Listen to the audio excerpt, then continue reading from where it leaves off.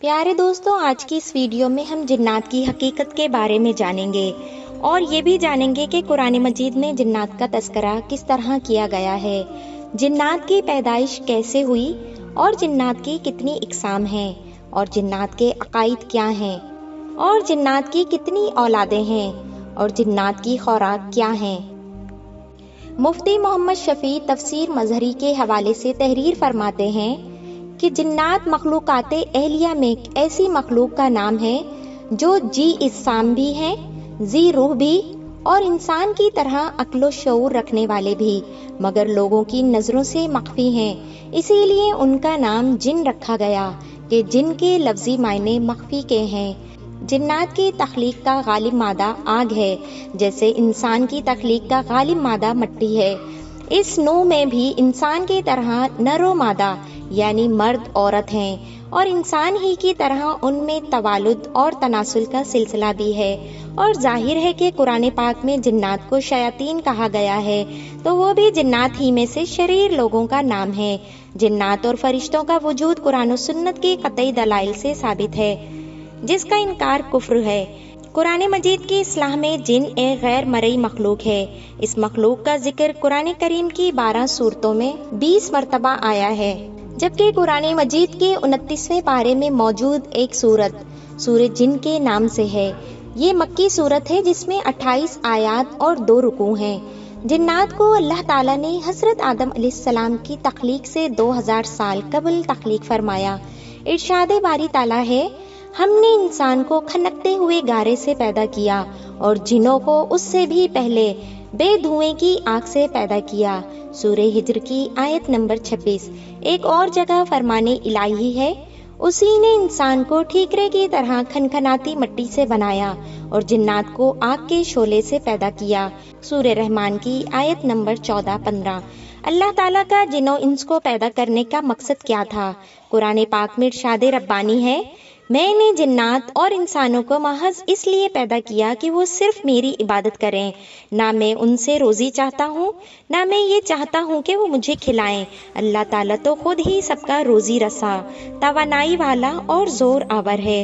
سورہ ذاریات کی آیت نمبر 56 سے 58 تک۔ پیارے دوستو، حضرت ابو العالیہ رحمۃ اللہ علیہ بیان کرتے ہیں کہ اللہ تعالیٰ نے فرشتوں کو بدھ کے دن پیدا کیا، جنات کو جمعرات اور حضرت آدم علیہ السلام کو جمعے کے دن پیدا فرمایا۔ حضرت ابن مسعود ارشاد فرماتے ہیں کہ لو کی وہ آگ جس سے جنات کو پیدا کیا گیا وہ دوزخ کی آگ کا 17واں حصہ ہے، اور یہ دنیا کی آگ اس لو کی آگ کا 17واں حصہ ہے۔ لو کی آگ وہ ہے جس سے جنات کو پیدا کیا گیا ہے۔ تفسیر ابن جریر۔ حضرت ابن عباس رضی اللہ تعالیٰ عنہ فرماتے ہیں کہ آسمانوں کے آباد کنندگان فرشتے ہیں، جبکہ زمین پر جنات رہا کرتے تھے۔ جنات شعلہ زن آگ سے پیدا شدہ ناری مخلوق ہیں، چنانچہ یہ زمین پر بہت زیادہ دنگا فساد اور خون خرابہ کیا کرتے تھے، جس کی روک تھام اور سرکوبی کے لیے اللہ تعالیٰ آسمانوں سے فرشتوں کو زمین پر بھیجا کرتے تھے۔ ایسے ہی ایک مارکے کے اختتام پر فرشتوں کو جنوں کا ایک معصوم بچہ ملا، جس کے والدین اس حالیہ فساد میں قتل ہو گئے تھے، تو اللہ کے حکم سے فرشتے اس بچے کو آسمانوں پر لے گئے۔ عزازیل نامی یہ جن بچہ بڑا ہو کر فرشتوں کا استاد مقرر ہوا، لیکن حضرت آدم علیہ السلام کو سجدہ نہ کرنے کی پاداش میں ذلیل و خوار ہو کر جنت سے نکالا گیا اور پھر ابلیس اور شیطان کے نام سے مشہور ہوا۔ پیارے دوستو، حضرت ابو درداء رضی اللہ تعالیٰ عنہ سے مروی ہے کہ حضرت صلی اللہ علیہ وآلہ وسلم نے فرمایا کہ اللہ تعالیٰ نے جنات کو 3 اقسام پر پیدا فرمایا ہے۔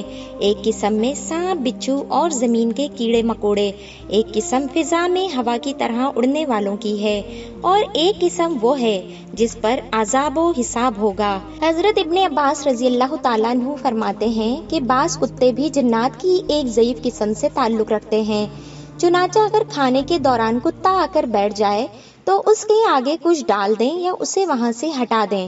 شیطان اکثر کالے کتے کا روپ دھار لیتا ہے۔ اسی طرح جنات بھی بہت سی صورتیں بدل سکتے ہیں، مثلاً وہ انسان، چوپائے، سانپ، بچھو، اونٹ، بیل، بکری، گھوڑے، کھچر، گدھے اور پرندوں وغیرہ کی شکلیں اختیار کر سکتے ہیں۔ سورہ جن کی آیت نمبر 11 سے 15 तक की तफसीर बयान करते हुए मौलाना सलाहुद्दीन फरमाते हैं कि जिन्नात भी मुतफर्रिक जमातों और मुख्तलिफ असनाफ में बटे हुए हैं, यानी जिन्नात में भी मुसलमान, काफिर, ईसाई, यहूदी, मजूसी वगैरह हैं, और बास के मुताबिक उनमें भी मुसलमानों की तरह फिरका बंदियां हैं। जो जिन्नात नबूवत मोहम्मदिया सल्लल्लाहु अलैहि वसल्लम पर ईमान लाए वो मुसलमान और उनके मुनकिर काफिर हैं। इससे मालूम हुआ कि इंसानों की तरह जो जिन्नात काफिर होंगे वो जहन्नुम में और जो मुसलमान होंगे वो जन्नत में जाएंगे। नेक और मुसलमान जिन्नात सोमो सलात के पाबंद, तहज्जुद गुजार और तिलावत कलाम पाक के शौकीन होते हैं। हजरत माज बिन जबल रजी अल्लाह ताला अन्हु से मरवी है कि रसूलुल्लाह सल्लल्लाहु अलैहि वसल्लम ने फरमाया, तुम में से जो शख्स रात को नमाज अदा करे तो उसे चाहिए कि वो ऊंची आवाज से किरत करे, क्योंकि फरिश्ते भी उसके साथ नमाज अदा करते हैं, उसकी तिलावत भी सुनते हैं। और मोमिन जिन्नात जो हवा में होते हैं या उनके पड़ोसी होते हैं वो भी उसके साथ नमाज अदा करते हैं और उसकी तिलावत सुनते हैं। और इंसान का ऊंची आवाज में तिलावत करना उसके अपने घर और आसपास के घरों से शरीर जिन्नात और सरकश शयातीन को भगा देता है। हजरत इब्ने इमरानुन नहार रहमतुल्लाह अलैह फरमाते हैं कि मैं एक दिन फजर से पहले हजरत हसन बसरी रहमतुल्लाह अलैह की मजलिस में शिरकत के लिए गया तो देखा कि मस्जिद का दरवाजा बंद है। एक शख्स दुआ मांग रहा है और पूरी जमात उसकी दुआ पर आमीन कह रही है। चुनाचा मैं बाहर बैठ गया, हत्ता कि मौज़िन आया, उसने आजान दी और मस्जिद का दरवाजा खोला। मैं अंदर दाखिल हुआ तो देखा कि वहाँ हजरत हसन बसरी रहमतुल्लाह अलैह अकेले तशरीफ फरमा हैं। उनका रुख किबले की जानिब है। मैंने अर्ज किया कि मैं फजर होने से पहले आया था, उस वक्त आप दुआ कर रहे थे और लोग आमीन कह रहे थे, लेकिन जब मैं अंदर आया तो आपके अलावा किसी को नहीं देखा। तो उन्होंने फरमाया, ये अहले नसीबियन के जिन्नात थे जो शब जुम्मा खत्म कुरान में मेरे पास आते हैं, फिर शिरकत के बाद वापस चले जाते हैं। प्यारे दोस्तों, सूरह रहमान की आयत नंबर 56 में हूरों से मुतालिक इरशाद बारी ताला है कि ना तो उनसे किसी इंसान ने कुर्बत की होगी और ना ही किसी जिन ने। इस आयत से ये बात वाज़ेह हो गई कि जिन्नात भी अज़दवाजी ताल्लुक कायम करते हैं। हजरत कतादा रहमतुल्लाह अलैह बयान करते हैं कि जिन्नात की औलाद वैसे ही पैदा होती है जैसे इंसानों की, लेकिन जिन्नात की अफजाइश नस्ल बहुत तेज होती है और उनकी औलाद कसरत से होती है। हजरत अब्दुल्ला बिन उमरू फरमाते हैं कि अल्लाह ताला ने इंसानों और जिन्नात को 10 हिस्सों में तकसीम फरमाया है। उनमें से 9 हिस्से जिन्नात हैं और 1 हिस्सा इंसान। जब इंसान का एक बच्चा पैदा होता है तो जिनके 9 बच्चे पैदा होते हैं। हजरत अलकमा फरमाते हैं, मैंने हजरत इब्ने मसूद से अर्ज किया कि आम में से कोई लैलतुल जिन में रसूलुल्लाह सल्लल्लाहु अलैहि वसल्लम के साथ था? फरमाया नहीं, लेकिन हमने एक रात आप सल्लल्लाहु अलैहि वसल्लम को मक्के में ना पाया तो हमें ये ख्याल हुआ कि कहीं खुदा न ख्वास्ता अचानक कफ़ार के नरगे में ना आ गए हों। न जाने आपके साथ क्या बीती। मुसलमानों ने ये रात बड़े इस्तराब और बेचैनी में गुजारी। जब सुबह सादिक हुई तो हमने देखा कि आप गारे हिरा की जानिब से तशरीफ ला रहे हैं। सहाबा ने अपनी फिक्र तशवीश का इजहार किया। आप सल्लल्लाहु अलैहि वसल्लम ने फरमाया, जिनों का कासिद मुझे बुलाने आया तो मैं उसके साथ चला गया और उन्हें कुरान पढ़कर सुनाया। फिर आप सल्लल्लाहु अलैहि वसल्लम ने हमें साथ लिया और उनके आसार और उनकी आँख के निशानात दिखाए। जिन्नात ने आप सल्लल्लाहु अलैहि वसल्लम से तोशे सफ़र मांगा, क्योंकि वो जिन्नात किसी जजीरे के बासी थे। आप सल्लल्लाहु अलैहि वसल्लम ने फरमाया, हर हड्डी जिस पर अल्लाह का नाम ना लिया जाए तुम्हारे हाथ पर पहुंचकर पहले से ज्यादा गोश्त वाली बन जाएगी, और ये हड्डियां जिन्नात की खुराक होंगी और हर किस्म की लीद तुम्हारे चौपाहों का चारा है। फिर हुजूर अकरम सल्लल्लाहु अलैहि वसल्लम ने फरमाया, इन दोनों चीजों से इस्तंजा ना करो, क्योंकि ये दोनों चीजें तुम्हारे भाई यानी जिनों की खुराक हैं। हजरत अबू हुरैरा रहमतुल्लाह अलैह से रिवायत है कि आ हजरत सल्लल्लाहु अलैहि वसल्लम ने फरमाया, मेरे पास शहर नसीबियन के जिन आए थे। वो कैसे अच्छे जिन थे। उन्होंने मुझसे ज़्यादा राह की ख्वाहिश की तो मैंने उनके लिए अल्लाह से दुआ की कि जिस हड्डी या गोबर पर से उनका गुजर हो तो उस पर वो खाना पाएं। सही बुखारी की हदीस नंबर 3860। राना मुफ्ती मोहम्मद शफी रहमतुल्लाह अलैह सूरह जिन की तफसीर में सूरत की शान नज़ूल बयान करते हुए 4 अहम वाक़यात का जिक्र फरमाते हैं। वाक़या अव्वल, रसूल अकरम सल्लल्लाहु अलैहि वआलिहि वसल्लम की बासत से पहले शयातीन आसमानों तक पहुंचकर फरिश्तों की बातें सुनते थे। आप सल्लल्लाहु अलैहि वआलिहि वसल्लम की बासत के बाद उन्हें शहाबे साकिब के जरिए सुनने से रोक दिया गया और उसी हादसे की तहकीक के ज़मन में ये जिन्नात आप सल्लल्लाहु अलैहि वआलिहि वसल्लम तक पहुंचे। इस वाक़े का जिक्र सूरे अहकाफ में बयान किया गया है।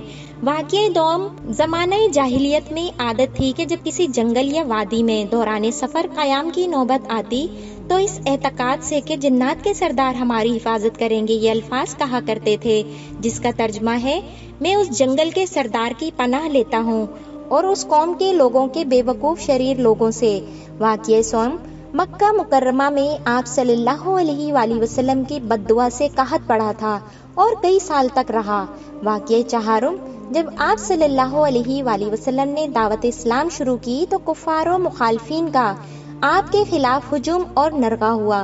प्यारे दोस्तों, हजरत इब्ने अब्बास रज़ियल्लाहु ताला अन्हु बयान फरमाते हैं कि जिन्नात आसमान की तरफ चढ़ते थे और वही के कलमात सुनते थे, फिर उनमें 9 हिस्से इजाफा करके जमीन पर फैला दिया करते थे।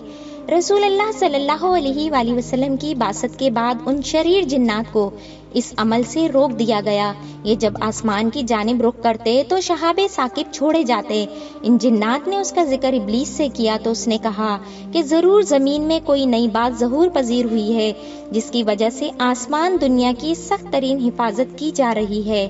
चुनाचा ये तय किया गया कि जमीन में हर तरफ जिन्नात के वफूद फैला दिए जाएं ताकि वो इसकी तहकीक करें कि दुनिया में ऐसी क्या नई चीज़ वजूद में आई जिसकी बिना पर आसमानों की सख्त तरीन हिफाजत की ज़रूरत पेश आई। चुनाचा जिन्नात का एक वफद तहामा हिजाज की जानिब भेजा गया। वो जब मकाम नखला पर पहुंचे तो वहां हजरत सल्लल्लाहु अलैहि वआलिहि वसल्लम अपने सहाबा कराम रज़ियल्लाहु ताला अन्हु के साथ सुबह की नमाज की इमामत फरमा रहे थे। जिन्नात के इस वफद ने जब कुरान करीम की तिलावत सुनी तो आपस में कस्में खाकर कहने लगे कि वल्लाह यही वो कलाम है जिसकी वजह से हमें आसमानों पर जाने से रोक दिया गया है।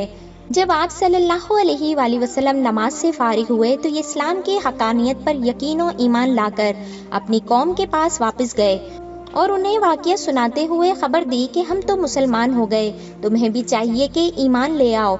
मगर रसूलुल्लाह सल्लल्लाहु अलैहि वआलिहि वसल्लम को इन जिन्नात के आने जाने और कुरान सुनकर ईमान लाने की खबर ना हुई। यहाँ तक कि सूरह जिन का नुज़ूल हुआ जिसमें आप सल्लल्लाहु अलैहि वआलिहि वसल्लम को इस वाक़े की खबर दी गई। एक रिवायत में है कि जिन्नात शहर नसीबियन के रहने वाले थे और उनकी कुल तादाद 9 या 7 थी। जब उन्होंने अपनी कौम को ईमान लाने की तरगीब दी तो फिर उनमें से 300 अफराद यानी जिन्नात इस्लाम लाने के लिए हाजिर खिदमत हुए। हजरत खफ़ाजी रहमतुल्लाह अलैहि ने फरमाया कि जिन्नात की रसूलुल्लाह सल्लल्लाहु अलैहि वसल्लम की खिदमत में हाजिर होकर इस्तिफादा करने के वाक़यात 6 मरतबा पेश आए। हजरत सल्लल्लाहु अलैहि वसल्लम ने ताइफ के सफर से वापसी पर मकाम नखला में क़याम फरमाया और आखिर शब में नमाज तहज्जुद पढ़ने लगे। मुल्क यमन के शहर नसीबियन के जिन्नात का एक वफद भी वहां पहुंचा हुआ था। उन्होंने जब कुरान करीम की तिलावत सुनी तो मुसलमान हो गए और अपनी कौम की तरफ वापस जाकर उस वाक़ये की तफसील बयान की जिसका जिक्र सूरह जिन में बयान फरमाया गया है। प्यारे दोस्तों, जिन्नात के कुरान करीम सुनने के पहले वाक़ये की तफसील कुरान करीम की 46वीं सूरत सूरह अहकाफ में अल्लाह ताला ने बयान फरमा दी है। सही मुस्लिम की रिवायत के मुताबिक ये वाक़या मक्का के करीब वादी नखला में पेश आया, जहां हुजूर पाक सल्लल्लाहु अलैहि वसल्लम फजर की नमाज पढ़ा रहे थे। सूरह अहकाफ की आयत पर गौर करने से मालूम होता है कि ये जिन्नात पहले से हजरत मूसा अलैहिस्सलाम और साबिक़ कुतुब आसमानी पर ईमान रखते थे। देखिए तफसीर सूरह अहकाफ की आयत नंबर 30। दूसरा वाक़या सूरह जिन की आयत नंबर 1 और 2 में बयान हुआ है। तारीख में ये बात साबित है कि सफर ताइफ का वाक़या हिजरत से 3 साल कबल 10 नबवी में पेश आया था और इस सफर में आपके साथ हजरत ज़ैद बिन हारिसा रज़ियल्लाहु ताला अन्हु के सिवा और कोई नहीं था। हजरत इब्ने अब्बास रज़ियल्लाहु ताला अन्हु की रिवायत के मुताबिक जिन्नात के कुरान सुनने का वाक़या उस वक्त पेश आया जब आप मक्के से अकास तशरीफ ले जा रहे थे और आपके साथ दीगर सहाबा भी थे।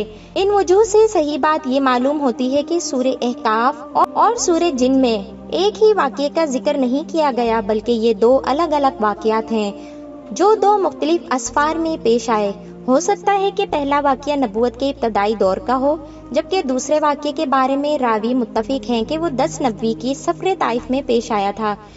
حضرت مجاہد فرماتے ہیں کہ میں ایک رات نماز ادا کر رہا تھا کہ اچانک میرے سامنے ایک لڑکا آ کر کھڑا ہو گیا، تو میں نے اسے قابو کرنے کی تیاری کی۔ اس نے چھلانگ لگائی اور دیوار کے پیچھے جا پڑا۔ میں نے اس کے گرنے کی آواز بھی سنی تھی۔ اس کے بعد وہ کبھی میرے پاس نہیں آیا۔